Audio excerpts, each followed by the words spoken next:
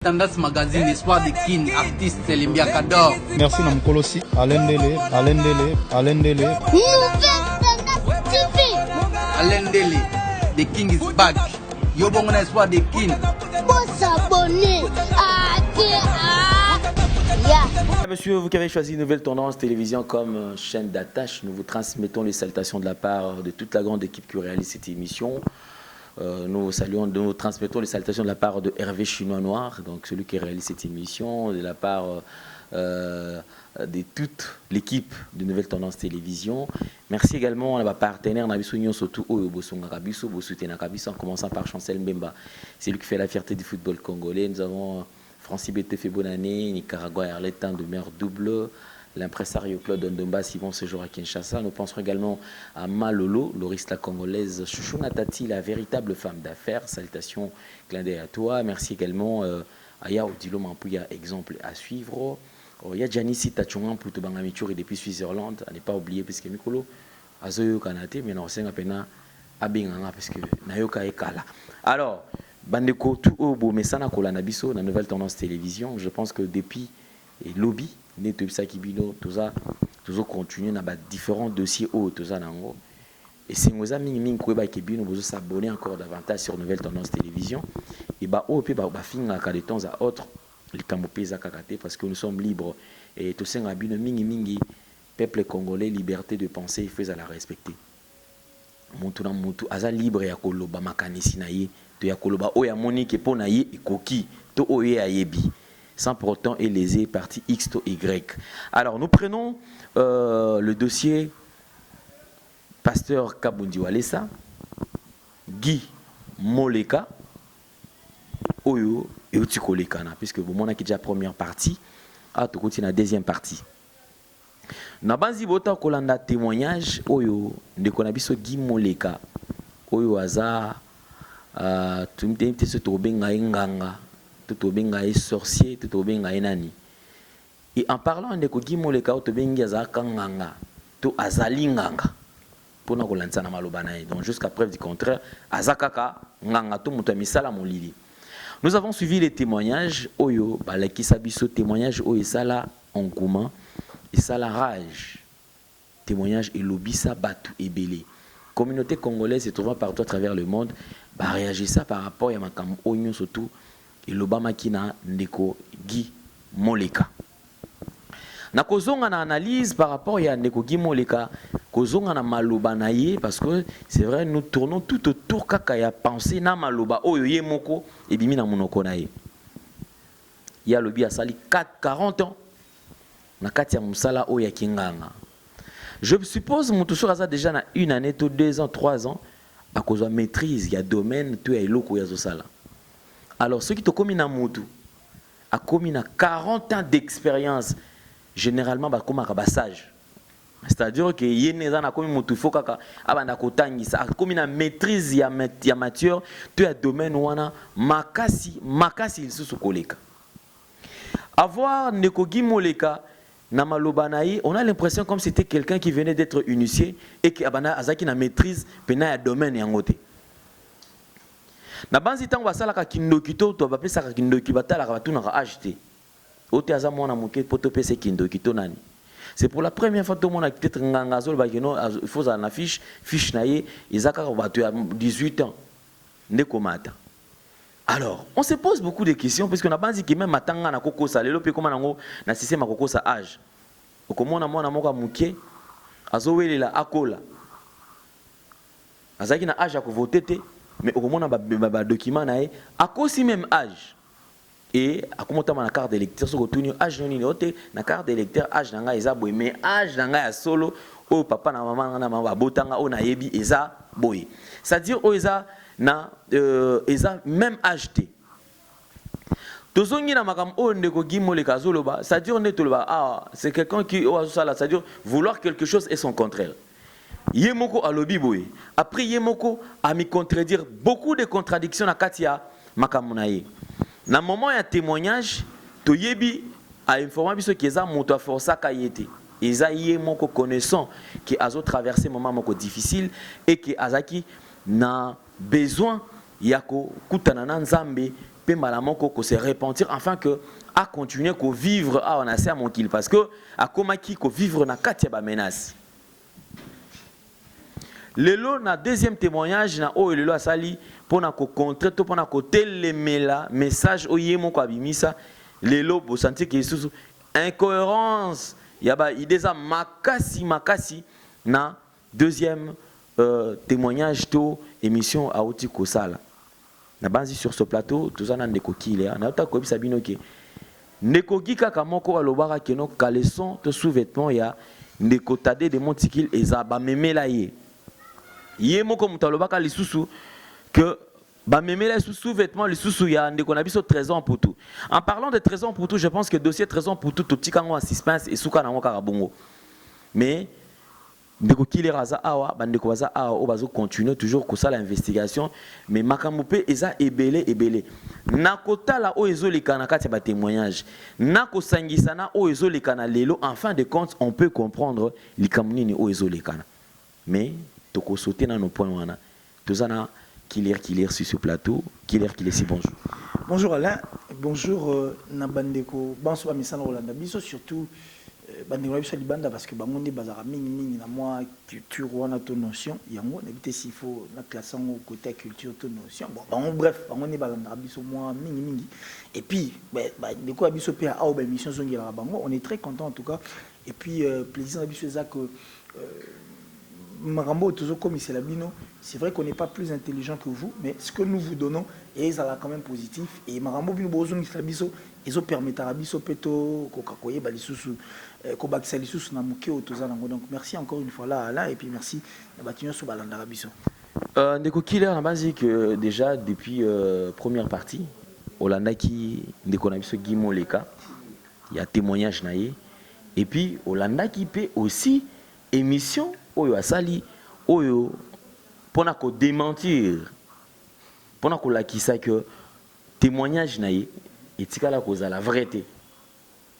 C'est-à-dire qui dit le contraire, il y a makambo na ba propos nyo surtout tenu contre évangéliste Kabundu. Ça reste dans ces concepts. Na boyi na contexte on a tout tikala karabongo. Pour tout izala te ke ote omoni tout font la brèche belete. Mais c'est qui est vrai, nous allons élargir l'espace na ba brèche mon sous parce que bande ko a besoin tout qui n'est pas dans dossier pendant malembe molo jusqu'à ce que tokoya ko chiter na dossier ya trésor pour tout ou aza inclus même na kati ya dossier oyo ya évangéliste Kabundu wala ça. Bien. Donc là, il faut côté la moi là, car on est tout sur la bateau batala biso. Je crois que on sera la mini recours na Bible était. Bible les livres ils sont cohérents, ils sont exacts et puis c'est le seul livre au depuis et comment réunir place Moro et s'il a un succès. Et tout le jour tant autant on apprend toujours davantage. On a 2 Timothée 1:3 tina 16, sur bagnan on a 1 tina 16 autant on comprendre marambe belé na 4. Alain, Satan tout ça qu'on a été. C'est vrai que tu roses en camp, n'est tu en camp la biso et pas mais Satan a un mouton basaka esprit au basaka dans la moitié. Pourquoi j'ai dit cela? Satan assiste à la création mokil en tant qu'ange de lumière. Sûrement assiste à la création. Tant qu'on va écrire l'homme à notre image, te supposais mais tu es que angelou balaki Jésus-Christ était là ainsi que Dieu Wazaki initiateur et l'ikanisio. Donc Satan a assisté à la création mokil. Et puis Satan tant a tengamaki, il a fait révéler une grande partie des anges. Un jour, mais Satan. Donc c'est quelqu'un, c'est un esprit, c'est vrai qu'ils ont supérieur que Nzambe, mais les esprits moroboy, ils ont malinité, ils ont la facilité, il y a bouger peu mout. Tout raisonner dans le roi Batu. N'habitez ce qui m'a ramené dans le roi Batu, mais tout raisonner le roi Batu. Une personne comme Guy Moleka, un monsieur, a la faculté d'union en place. Il a plus de 40 ans dans le bas. Parce que je n'ai invité sur Asana Agin. Donc il y a des gens qui c'est avant trop. Alors, Asana expérience. Asana 40 ans dans le monde, il y a Kindoki, qui a sa grande ganga, mais comment une personne a 40 ans dans Kindoki a expérimenté et puis a joué batté, m'a ramené à jouer le banabatu. C'est inconcevable. En regardant comme ça, on sent déjà que le Koutamo est dans la carte. Pour prosélytisme, c'est faire une publicité pour que les gens viennent vers toi. Tu étais parti toi-même se faire délivrer volontiers. Ok, bah ça le délivrance, Obi Makila, Après, tu reviens sur ces mêmes plateaux. Et si on a une émission, pour redire que non, tu n'étais pas délivré. Yo sur basalo délivrance, il faut au centre de makila, sur makila bimi, anasima makila, maki mo ego na kati ya maki on a falloir retrouver épingle na tombe. C'est de la folie mon frère. C'est de la folie. Et ça folie. Monsieur Guy Moleka doit se rendre compte que bateau il y a les 40 TV pour ça bon baza banyamate baza bateau na conscience en place. Et puis tant que yozo conseillera Satan makambo. Le sur bien même Satan n'est pas content. Alors c'est pilaté pourquoi parce qu'il est en train de faire une contre-publicité de Satan. Alain, Satan a on auto bête a quitté la Jésus-Christ oui. Fara na Jésus-Christ. Abizier. So vous avez moment na nzamba solo. Ni boire pour que maman que macolonné ou tout en belé tata na otinda ba anjou. Akutana même na Jésus-Christ tant que Jésus-Christ a dit dans ça. C'est vrai que Jésus heureusement que Jésus-Christ avait un esprit qui était puissant par rapport à Satan. Mais telle facilité on est à Zanango. C'est-à-dire une personne qui sait que atika Nathan Mouké na mabele pour depuis quitter na mabele atika Nathan Mouké à ça que fort à longola batu na camp oyanzam ake na bango mpandio. Alors monsieur Guy Moleka qui va nous faire avaler une pilule très amère en nous disant que attends qu'il y a une délivrance batuni bikeko azongi na ndako akutana bikeko ngo bakutana ba osola katanda aola la kana ndako wana. Mais soyons raisonnables là. Soyons vraiment raisonnables. Ozana bikeko tu as trahi Satan. Tu as trahi Satan. Jalousie Satan na yo trahir rien et pas adversaire na yo ezanzam. Allez, batumi bikeko tu même te ozongi na ndako olali pena esprit ngo place mon bolali pe toute la nuit les autres nous soient puis à l'aise comme si de rien n'était. Non, ça c'est de la folie. Et ça vraiment folie. Et puis et c'est le mot aussi sanga mael. Tant que pesa biso exercice ya lo barabo ngasko ekumo pesa ngana mwakanda. Comme ko pesa vraiment mwakanda pour Monsieur Guy Moleka. J'espère qu'à autant l'émission, beaucoup de personnes sont égarées pour naïe. Bah tu belé bah tengami pour lui. Pourquoi? Parce que bah tu vas ça la confiance dans Ndeko Kaboundi ça c'est fini. Bah tu vas ça la confiance dans l'église et si lui. Et puis bah royal les souhaiter belé bah royal les souhaiter bah yo qui maramoto bah yo qui bah royal les souhaiter. Ndeko Guy Moleka qui confirme que bikeko surtout temple onyo so bomona ki wana eza temple nangate. Eza temple ya ye moko Kabundi wale sa muta somba ki bikeko na ye muta somba ki biloko na ye. On se demande il y a eu un jeu qui était monté en toutes pièces apparemment c'est comme si attente ezala ki penza te tant son moi $5,000 bon pas ça bien on top te quand image église zona no 1000 euros comme ça on baki ça 4000 si va le roi 4000 et monanité aller ne bimisi makamyo so ote ne vraiment le roi 4000 et monanité bimisi makambo c'est vraiment un film monté de toute, une histoire qui est montée de toutes pièces. Que ce soit Monsieur Guy qui a 40 ans de fétichisme, que ce soit les pasteurs Kabundi Walesa. Alain, oui, monde auto vivre, tout chaque RDC na biso parce que ça beaucoup de l'ingami. Bah tu vas me payer ça trop ensemble. Et puis bah tu mingi barata bah vie na bango pour na église. Pourquoi? Parce que ils ont été attirés, comment bah aliéner bah pasteur moko bah benda bango bah privatiser bango bah tia bango place moko comme si bah qui bah propriété privée bango et puis bah comme ça nous avons propriété privée na bango bah pasteur pour na privé bah chrétien bah on jouir na bonté et puis na bolingo nzamba za nango pour na bango. Qu'il est si nga nayaki pour na na besoin ya délivrance. Na komi na sali oyo na bomona nga na sala ki wana. Mais il faut se rendre compte qu'il a commis que ça que jouer dans sentiment na ye. De makamon na ye là qui coûte et ça qui sous respecter sous sauter, il a commis que jouer na ye na sentiment na ye. Na kamwe jour moko batindi ngambongo, batindi mbongo, batindi quelque chose pour na payer ça. Mon sal na Nzambe na bengi, j'avais du mal à okutana na ye. Mais tant on a commis na kota ye azo bisanga lisusu. Yo lisusu wa oyo lukanini.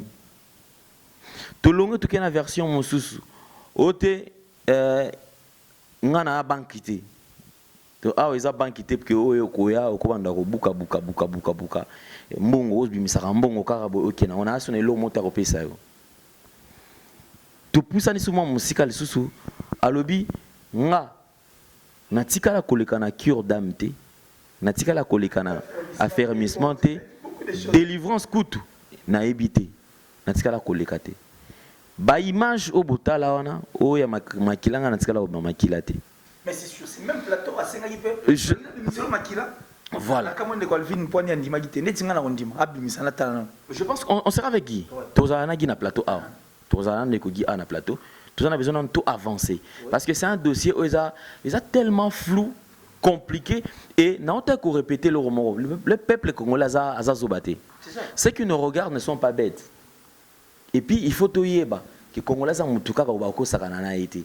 Et alors, est-ce qu'il y a eu un jeu qui était monté en toutes pièces et simbité? Peut-être tout peut sa raison dans Neko Gimoleka qui pense qu'il y a Zala qui négligé et si quelqu'un qui prend la mais parce que lui quelqu'un qui dit Nzambe mutatinda kinga. Mais ceux qui Nzambe mutatinda kiyo, il faut peut-être sous réponse Nzambe a autorisé au longo. Et si Nzambe a tindi yomo au longo. Entre autres, est-ce qu'il y a un groupe de pasteurs qui sont tout autour, tout derrière Guimau les Capons, peut-être qu'on intimider, qu'on utiliser, afin que à nuire Ndekoka Bundiwale ça évolue. Alors, puisqu'on évolue, Alain, quand Dieu envoie une personne, quand Dieu veut récupérer une personne, ce qu'il assure à Maramotou de façon que ma baise à la tête. Ça, c'est d'abord de 1. Et de 2, comment voulez-vous un pasteur qui est vrai? Tout le monde a une astuce pour qu'il va déstabiliser Ndekoka Bundiwale. Un pasteur qui est vrai peut se permettre de faire des bêtises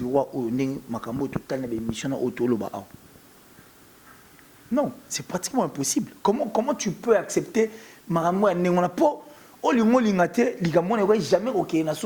dégénérer la situation?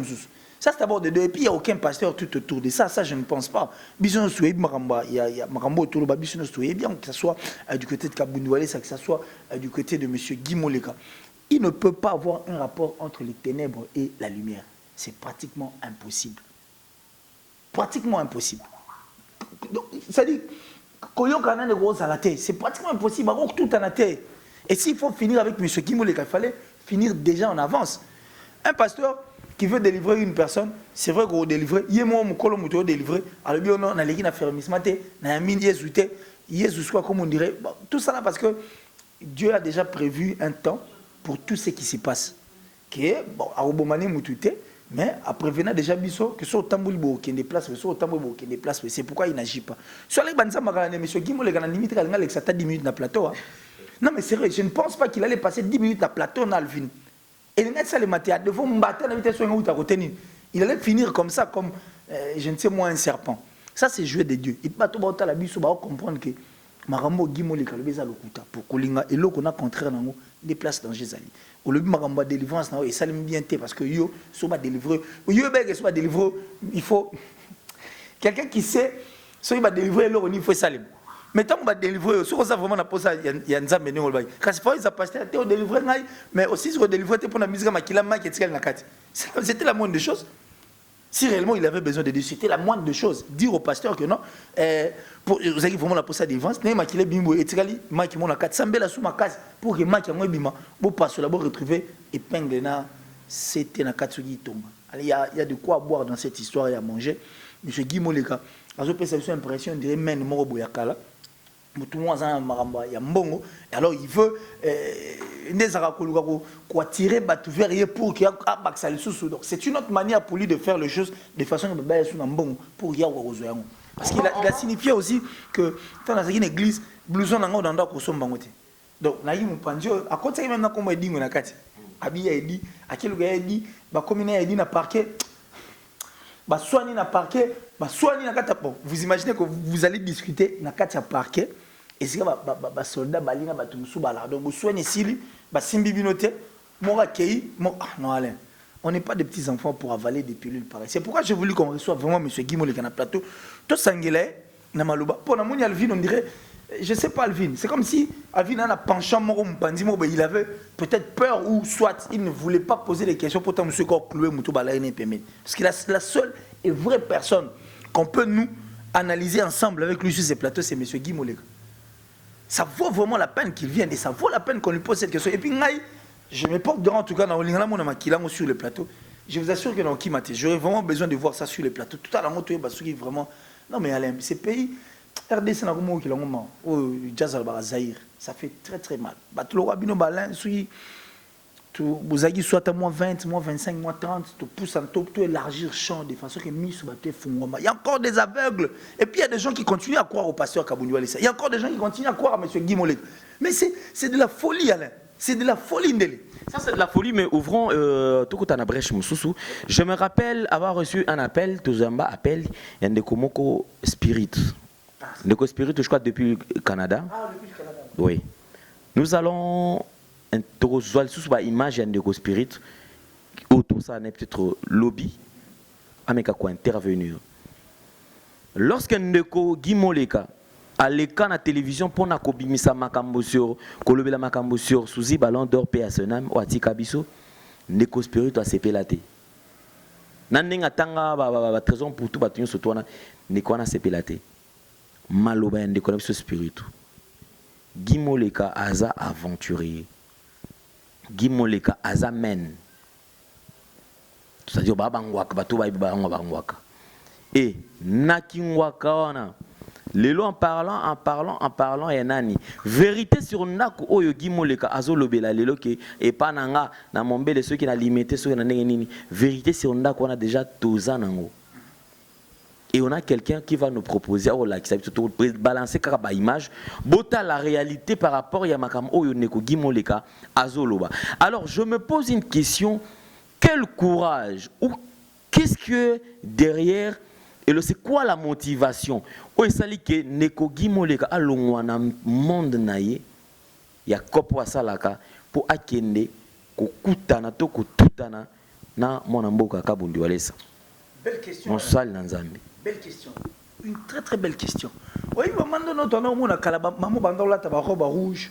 Autonome on a kala tous ces gens va ko bikola. Oui, il va ça suite. Tu penses c'est pas quoi? Non, ils ont dans les églises. C'est de même pour ces messieurs. Monsieur Guy Moleka peut-être tellement tout ça qui mène trop mon pendu va bloquer biso. Donc tout le cas tout changer. Il est aussi capable parce qu'il a le courage de parler comme ça. Il est aussi capable d'aller trouver les pasteurs Kabouni les apôtres qui sur la bangon balai. Il est capable. Mais ceux qui est cité toi analysant au moins bien. Ceux qui ont le courage qui ne kutana pasteur Kabouni les ça solo là. Je pense qu'il doit y avoir déjà un planning, il y a quelque chose à planifier. Parce que si ceux qui sont qui kolobela, kokutana na mosala nzambe vrai et que mutumo wa misala moko mabe une fois déjà zoya, je pense que Dieu a révélé, que oh déjà aza boyé et voir peut-être kozwana courage. Ya kokeneti na lieu to benga kalier très saint na cher. Comment tu as dit un lieu très saint. Voilà. Le lieu est saint, mais un lieu saint, mais impuissant. Un lieu qui était saint, mais impuissant de sortir un œuf restant dans la bouche ou, je ne sais pas, dans le ventre de M. Guy Moleka. Ils ont appelé Mickey, il faut faire la bise au cerveau. Ils ont appelé Mickey, il faut faire la bise au cerveau. Alors, le men sont devenus des pasteurs, le men se sont réfugiés dans des églises, le men sont jeunes, ils sont des criminels. Mais ils comment même pas criminels. Alors,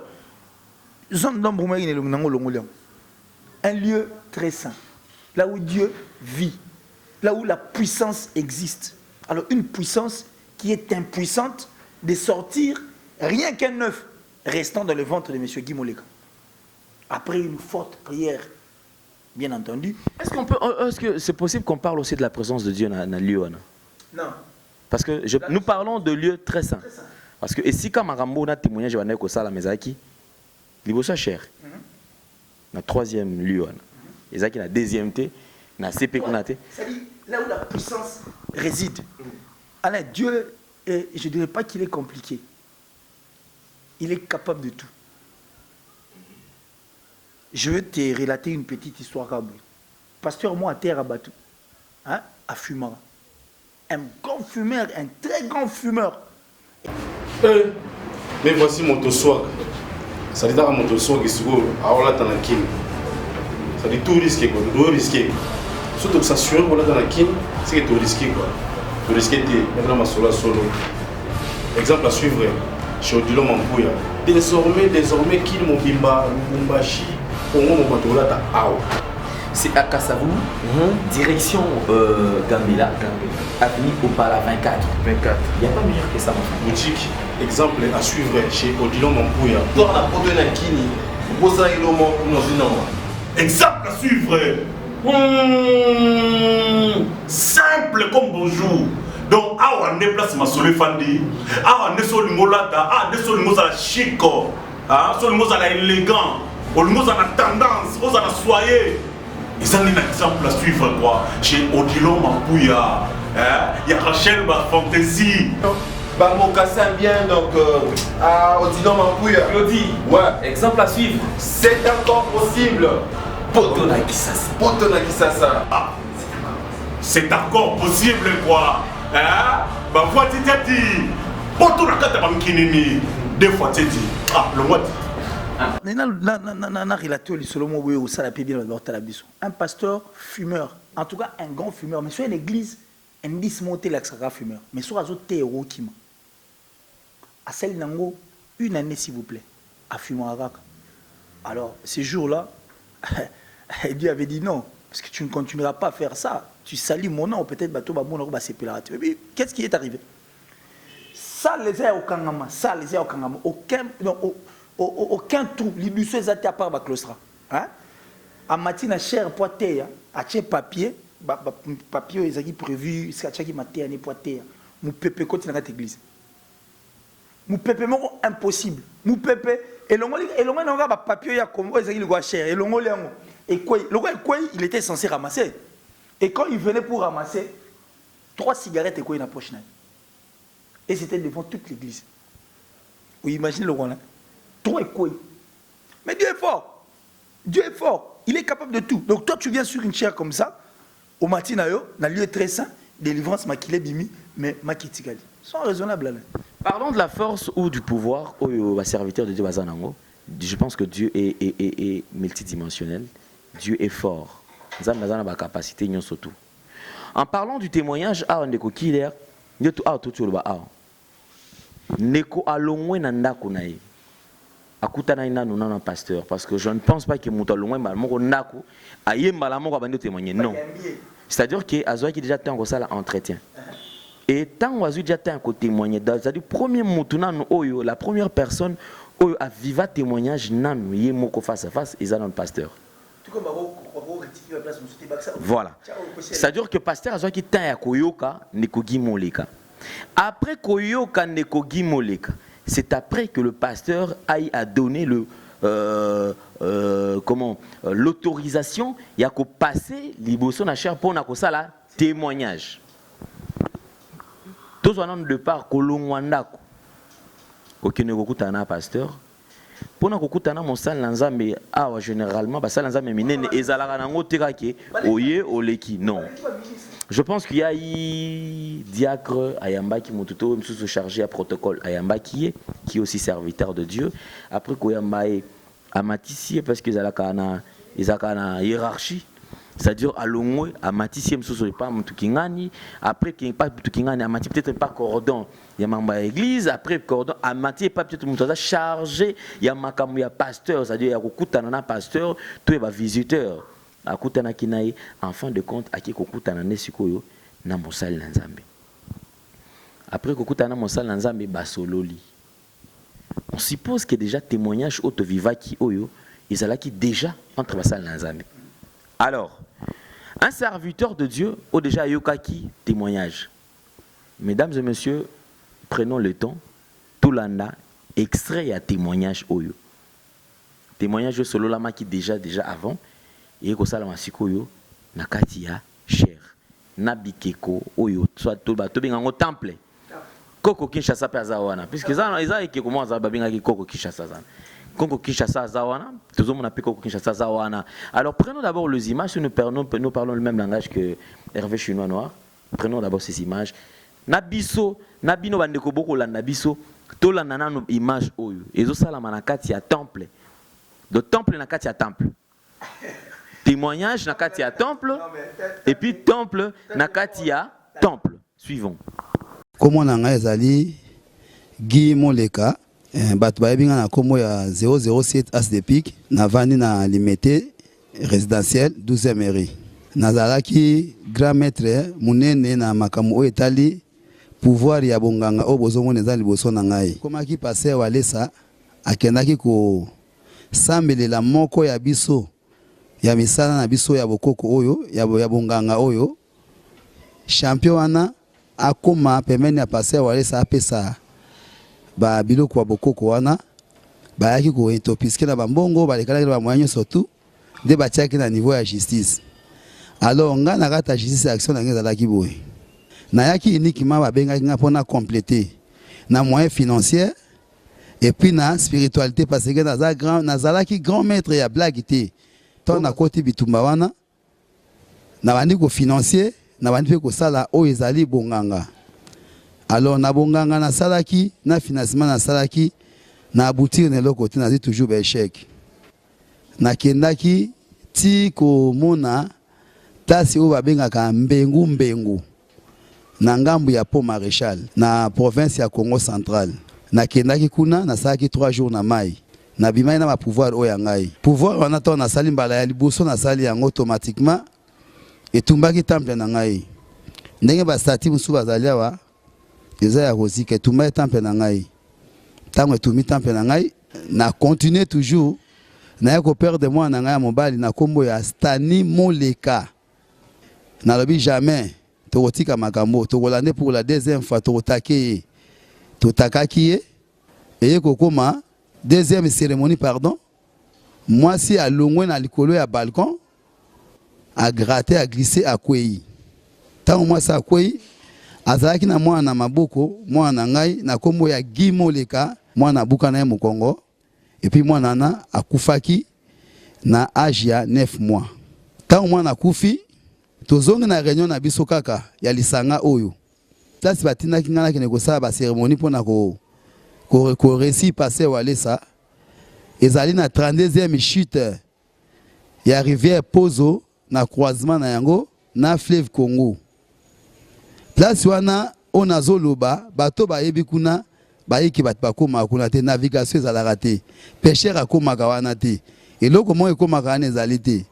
C'est ba cérémonie nyonso ndenge ezalaki tant na na zoe Kinshasa na kutana madame na na en tout cas cette fois-ci on a réussi ba cérémonie sengaki fallait qu'il na marché ata mona ba marché azo ba biloko ezalaki besoin ya kosalela makambo wana tango mwasi akei mwasi azongaki susu te wana déjà na sina perdaki mwana ya mibale ya 9 mois après ya ko perdre mwana ya 10 ans mwasi azongaki te et comme elle voit troisième échec na ngai pour na otake kaka passer walesa mwasi tango akufaki na zemi ya 6 mois na baki na kotika susu mambo te.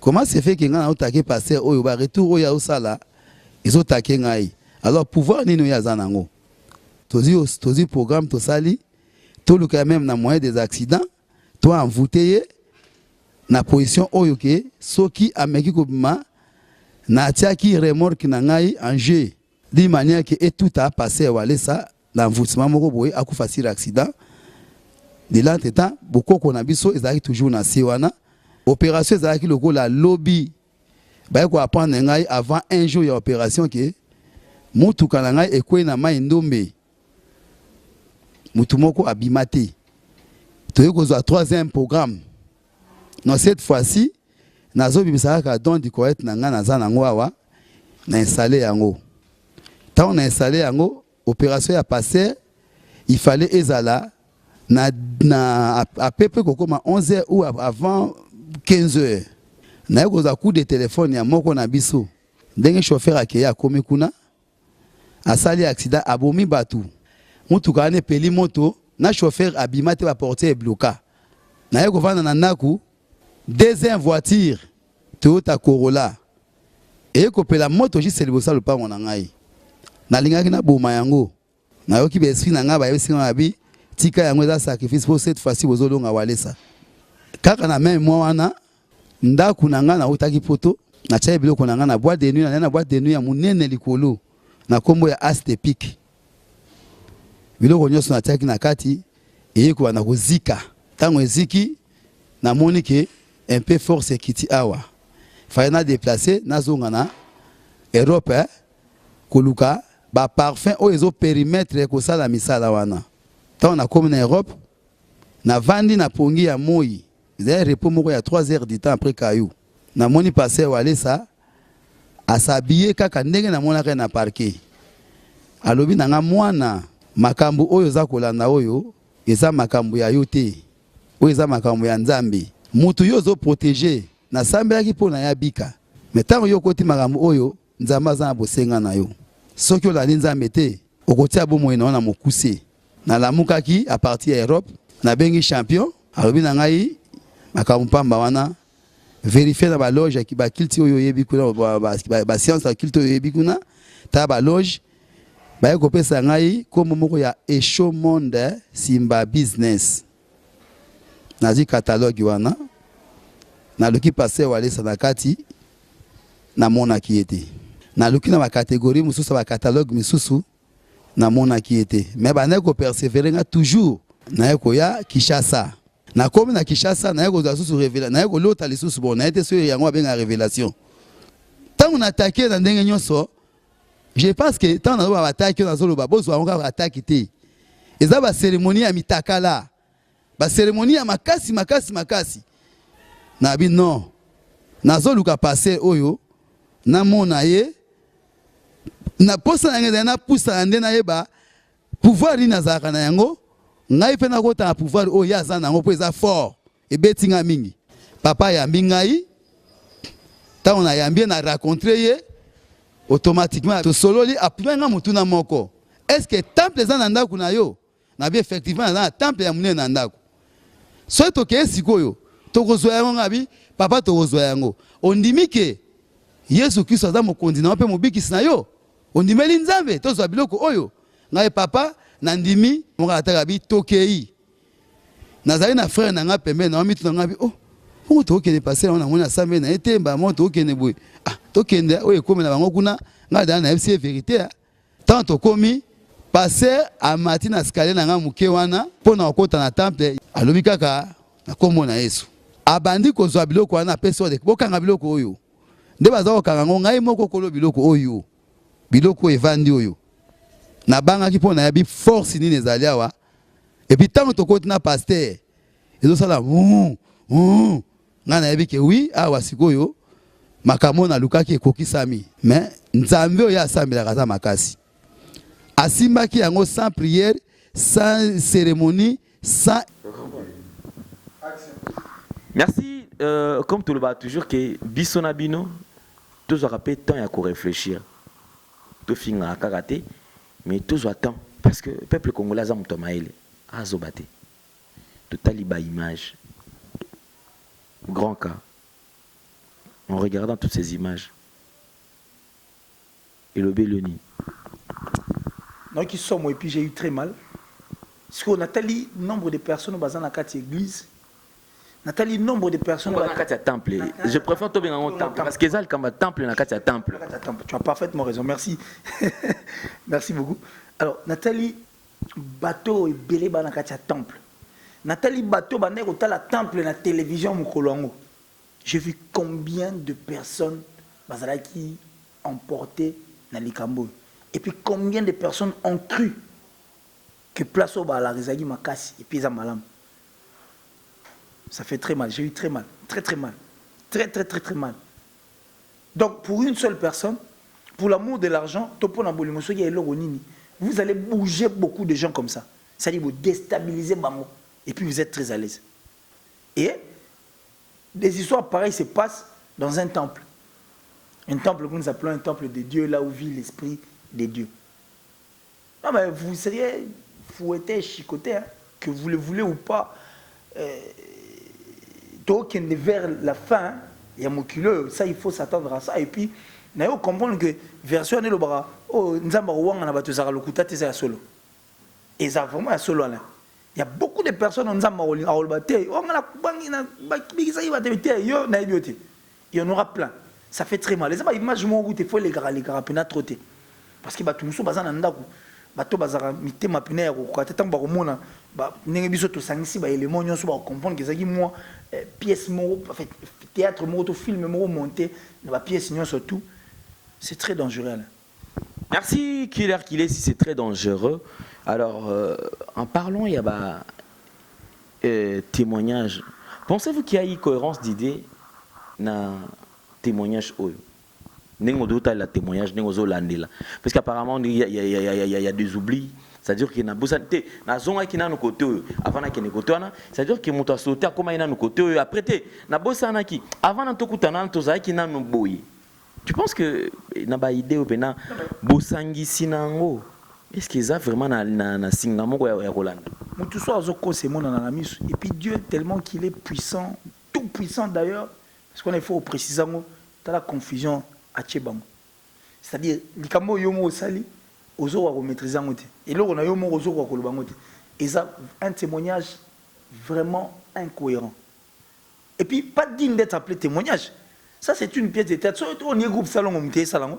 Moi je pense on a retrouvé papa Kouedi, on a retrouvé Batebele. Là tu t'es ça na bon ça dit la personne a initié là. Ça c'est vraiment un théâtre de chez nous. Killer si bandeko ba kolanda biso, est-ce que lelo biso na kota la kaka témoignage? Il y a une lecture tout ça la paix, toujours comprendre que awa il y a à boire et à manger.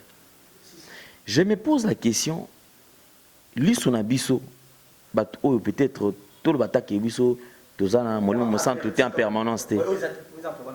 Oui. Peut-être parce que le serviteur, certains serviteurs de Dieu pensent que bango va la Saint-Esprit permanent et c'est-à-dire qu'ils sont conduits rien que par le Saint-Esprit. Tout ça nous maïla qui bon te bango mon centre attambisa bango.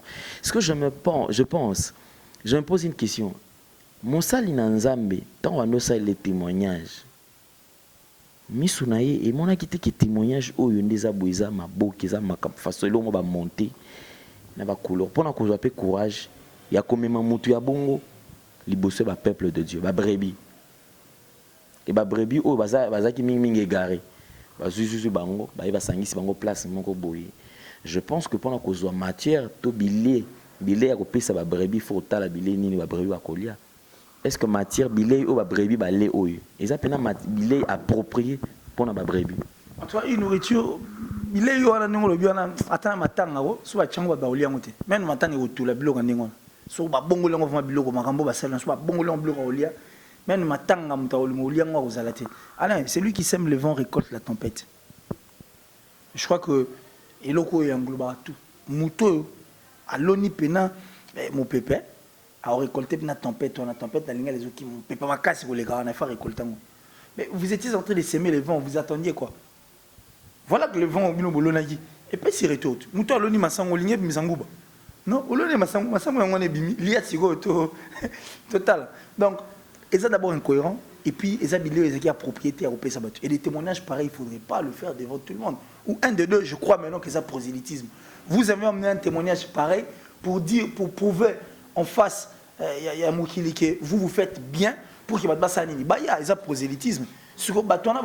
Par rapport à ces témoignages, pourquoi? Parce que notre pasteur est très puissant, le Dieu qu'il sert est un Dieu tout puissant. Ça c'est pour attirer les gens vers vous. Vous pensez attirer les gens vers vous, mais voilà qu'aujourd'hui, vous perdez le chrétien. Et puis, chose grave, hein, tu vas retrouver qu'il y a de ces chrétiens, oh, malgré ma ramener sur ton monde, il y en a beaucoup comme ça qui regardent et qui savent que ça, ce sont des histoires fausses. Merci Killer. Si alors mesdames et messieurs, je pense que nous n'allons pas nous n'allons pas nous attarder plus sur Yango parce que nous avons plusieurs images. Alors, Bino Batndekobo Landabiso. Tokoti qu'elle appelle Bino Temps, Bopé sa point de vue na Bino na makam Oyo, na dossier Oyo Tozali. Lobby. Toujours aborder les sous-sous font à la brèche mon sous. J'avais dit ça un dossier où il faut à tout prix que dans nos dossiers, dossiers na to qui na opena malembe et en fin de compte comprendre les cam nini o ezolikana. Merci infiniment à Nadège Nzeza pour notre soutien naie. Donc maman na une heure Allegria Otney na pesimboté et Sirolanda Bisso. Alors les canisina pays à la moins très éveillé côté na ceux qui a quelque chose qui ne va pas et l'andela dans le cam o. Alors Bisso ba maman, ba papa, réfléchissons ensemble. Et après lobby, na brèche autour la lobby, avant y a un autre point de vue na bino, avant de avancer. Parce que dans le bas qui tokoya ko chité na likamoya trésor pour tout. Parce qu'il y a eu beaucoup de questions qui se sont posées tout autour. Il y a 13 ans pour tout, 13 ans pour tout. Tout comme côté maman Mayamba, côté maman Mimi, côté Nani, côté.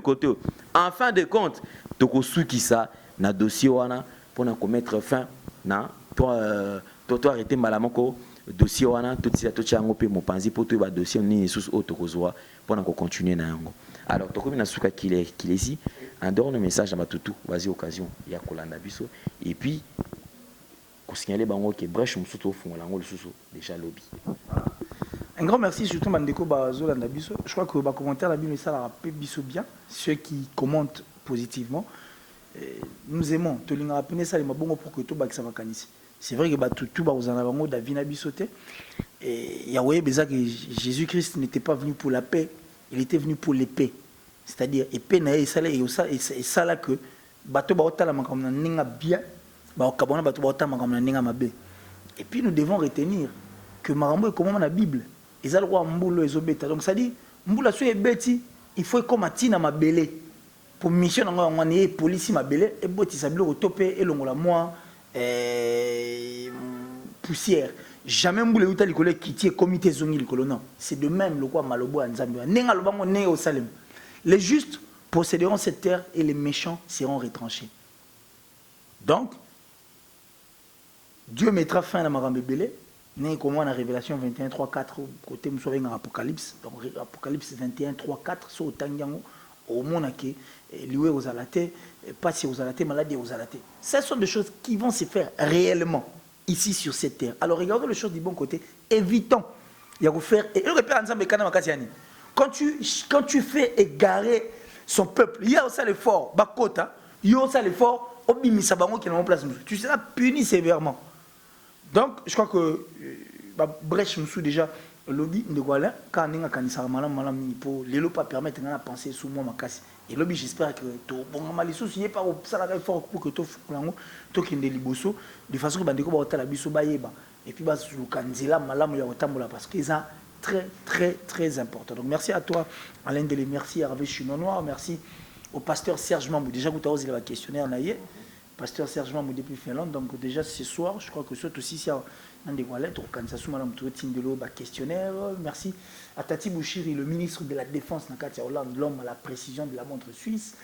Merci à toi, Joël Ngangou. Merci à Deborah Kala. Depuis les États-Unis, et pensez aussi à Yansmine. Chouchouna Tati, la véritablement vraie, véritable femme d'affaires. Chouchouna Tati, la rane Nazoloba. Et c'est ta voix qui me manque. Elles ont manqué. Peut-être, de quoi l'air sur ya Chanisita, Tchungam pour tout bangamituri, donc appelle, donc ça dit appelle, peu au sala bien. Chouchouna Tati, la pensée aussi à Maloris, Malolo, Loris la Congolaise, et à notre partenaire, parce qu'il est au robot, ça n'a été. Il y a Odilon Mampouya, et puis Chancel Mbemba. Le football, c'est toi, quoi. Surtout pour les jumeaux. Et c'est un grand plaisir, Chancel Mbemba. Et pensez à notre frère Otis Massa. Double parking. Et à Motema Sinon Tantine depuis l'Afrique du Sud. Merci, Killer ici, mesdames et messieurs, nous sommes arrivés. Ouais, le tout dernier Congolais à Rotika. C'est pour réparer une Kaliba, c'est vrai, mais le tout dernier Congolais à Rotika, la RDC, s'il vous plaît. Merci beaucoup, Killer ici. Un grand merci à ma partenaire, Nabisonio Sotou. Merci encore une fois de plus dans le salon, le met déjà sur Bangala. Bangala, numéro combien? Un bus, hein? Un bus. Ah, 8. Ok, Bangala, un bus. Nous pensons également à mère doublée, maman Julienne. Hein? Ok, maman Julienne depuis la Suisse. Merci Nabande Cognon, surtout au Basonga va soutenir la biso de temps à autre. Et puis papa disait ming ming à un salon, so nous va coiffer, nous va coiffer. Oui, donc tu as 6 ans d'or, gilet d'or pété, mais il y a un artiste. C'était un artiste. Moi, c'est un peu à Libanga, il va avoir Libanga. Je dois qui va citer. Donc, c'est pour nous, il faut y appeler sur autorisation. Tu bois le baiser à ôter, moni. Bon, tout comme il a vu sur Nasuka, merci Nabino surtout. En tout cas, vraiment pour la confiance. Vous s'abonner encore davantage sur Nouvelle Tendance Télévision. Culture d'excellence au rendez-vous. Bande Cognon surtout, Bosungarabiso, pour continuer, kaka, ba maman, ba papa, surtout mingi, ba maman. Ba maman, merci Nabino surtout pour un soutien au beau Pesabiso. Pour continuer, kaka. Et si tout ça, il m'a bé, Bozongi Sabiso Nanzela. ba fingi pe merci na bino bo finga pe kaka po boko finga biso toko mataka kaka toko mata malembe parce que Zambaza côté na biso. Alors portez-vous bien. Merci Mimi na Hervé Chinois Noir parce que ça les autres ça m'a bien. Alors je suis fixé rendez-vous pour un lobby un dossier na biso lobby tous là ba réaction na bino. Bye bye, à la prochaine, ciao. Tendance Magazine, Espoir de Kin, artiste Limbia Kador. Merci Namkolosi, Alain Dele. Nouvelle Tendance TV. Alain Dele, The King is back. Yo bon Espoir de Kin. Faut s'abonner. Ah, yeah.